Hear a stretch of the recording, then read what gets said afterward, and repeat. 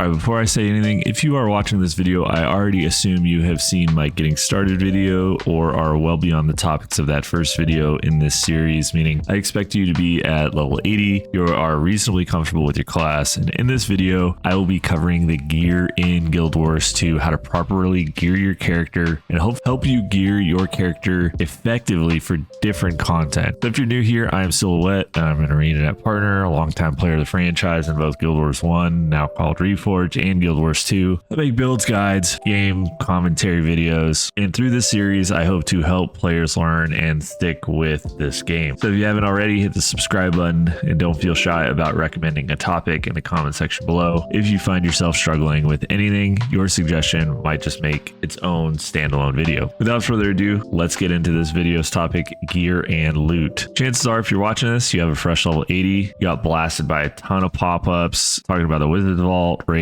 fractals, etc. And many people will have a mismatched set of gear with all different level types and all different rarities. Your first step on your Guild Wars 2 journey after leveling is to fix that. If you are not level 80 yet, don't worry about loot until you are. It takes about 15 to 20 hours for most casual players to hit level 80, and then once you do, you can come back to this video. So how do we fix our gear? First up, Guild Wars gear is broken into item rarity and stat types in order from least powerful to the best in slot. We have blue, green, yellow, orange, pink, and then lastly purple. At this point in the game's life cycle, blue, green, and yellow gear is all salvage gear. None of it is worth your time or effort. If you get unidentified green gear or blue gear, you have the option to identify it and salvage it or sell it outright. Yellow gear is almost always worth salvaging in my opinion, but you can opt to sell it directly if you want and you need the gold. Any gear that pops into your inventory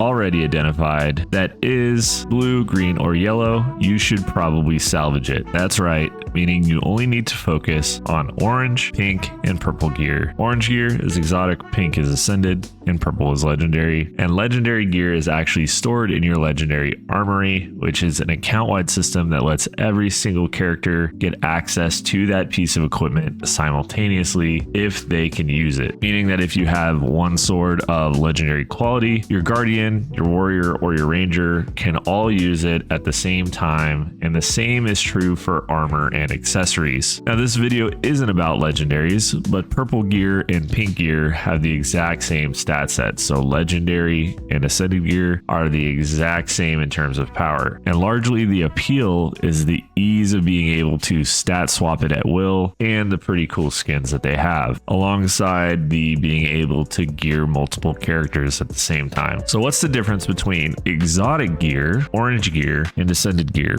pink gear? Well, in terms of power, you are given about 5% raw stats, which due to various other build damage modifiers equates to roughly 10 to 15% of power output, be it healing, damage, whatever. The easiest way to get orange gear is through the trading post or through the world versus world vendor. Exotic gear is largely tradable and it is fairly cheap to craft if you choose the crafting option or the crafting discipline. The easiest way to get pink gear or ascended gear is through the Wizard's Vault and various other vendors based on what expansions or living world content you have unlocked. In short, in 6 months, if you play consistently, you could have a full set of armor plus 2 weapons, only needing to get accessories, amulets, and back items from various other vendors. So by that I mean 3 months for the Wizard's Vault, and then you let the Wizard's Vault refresh, and then another 3 months you can have a full set of ascended armor, pink armor, best in slot armor from the Wizard's Vault for free, in essence, just from playing the game. For most stat sets though, laurels are the best for amulets, and the fractal currency is the best for rings in regard to core game stats. Bitterfrost Frontier is unlocked through purchasing Living World Season 3 Episode 3, A Crack in the Ice. This map gives you access to ascended rings, backpacks, accessories, and amulets for the cost of winter berries and unbound magic. It is largely considered the best place to get these items in the game. This episode costs 200 gems, which is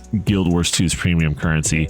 However, you can get this currency as a reward from getting 5,000 achievement points or from converting gold into gems at the Gold to Gems exchange. Alternatively, you can unlock Living World Season 4, Episode 6, or Eternal for 200 gems as well. However, there is no Ascended back item that exists from this map, though the Volatile Magic is far more valuable than Unbound Magic, which you get from Bitterfrost Frontier. So Volatile Magic, it might help you further along if you're really only going to get one episode. But now that we know how to acquire Ascended gear, what stat sets are the most valuable for general builds and gameplay? First off, most builds utilize a singular stat set. So if you're a healer or a tank, you will run all gear pieces with the same stat prefix. For example, minstrels, or harriers, or givers. Under almost every circumstance, you do not want to mix and match pieces of gear, meaning you don't want to have like one piece that is berserkers while another is shamans or carrion. Many of these stat types are outright worse than their alternatives. So let me go over the best and most utilized stat sets in the game and what they're used for. For power damage builds, you will want to use berserkers gear in almost all cases. Some classes will require assassin stats, which give you more precision than berserkers gear at the cost of power. This is going to help you get to 100% critical strike chance. Some characters, they don't really have crit chance traits, so you need to use assassin's gear on them. For condition damage builds, Viper's gear is usually best in slot, with some min-maxers preferring to offset some of their Viper's pieces with Sinister's gear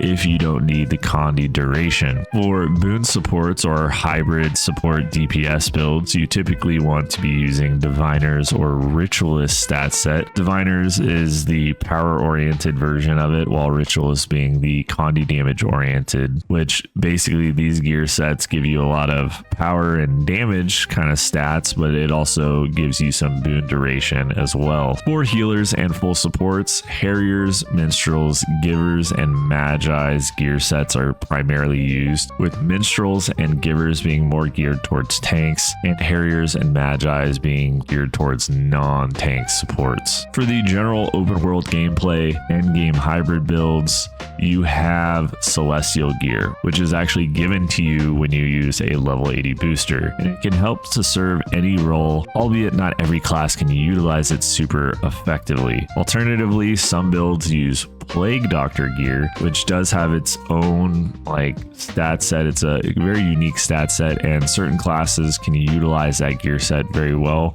though I would consider those unique use cases built around specific team compositions. In both Celestial gear and Plague Doctor gear, they are good in their certain use cases, but for the most part, they just really kind of shine in the open world. The rest of the other 30 stat types typically fall into the world of PvP, where you are building around what your particular build is lacking. There's one more thing to consider, and that is your runes. Superior runes are slotted into armor for a total of 6 runes. It is critical that all 6 runes are the same type. Similar to armor, in PvE, only a handful of runes are actually considered good or meta. For power builds, these runes are runes of the Scholar, or runes of the Dragon Hunter. For condition damage, you run rune of the Trapper or rune of the Nightmare. And for supports, it's almost always rune of the Monk or rune of the Water. There are a few honorable mentions that kind of make their way into different builds. That's like runes of leadership, runes of the Pack, the Traveler, or infiltration. Sometimes they make their appearances in different builds depending on how you want to min-max and what stats you actually need. Regardless of which rune you choose, as long as it matches with your core gear set, you will be fine and you will be considered properly geared. Berserker gear with Scholar runes or Dragon Hunter runes, and Minstrel's gear with Monk runes, for example. So power to power, support to support. Now, before we go, let's just talk about relics and sigils. Sigils are used on weapons, and they typically in PvE play as a damage modifier, be it a condition damage modifier or power damage modifier or boon duration healing modifiers. Sigils can be very impactful in PvE for your role, but they are much more dynamic in PvP, where you can experiment with what works for your particular build and you can get some really unique interactions. Relics work similarly, though some builds can be built around a relic and abuse its effects. For the most part, relics are used similarly to sigils. They kind of add more damage to an existing build, while PvP, they're more dynamic and they can do funny things and kind of shore up defenses or give you something special that you want to do. For the most part, now you know everything there is to know about gearing in Guild Wars 2 in 2026 and beyond. I hope you found this video helpful, and if you have any questions or a new player topic you would like me to cover, feel free to drop it in the comment section below. I want to thank you, a big thanks to all of my subscribers, and a special thanks to all of my members who support the channel. If you want to support, I am an ArenaNet partner, and you can use my referral link in the description below to purchase Guild Wars 2 or start your own account at no cost to you. Thanks again, and I'll catch you on the next one. Peace.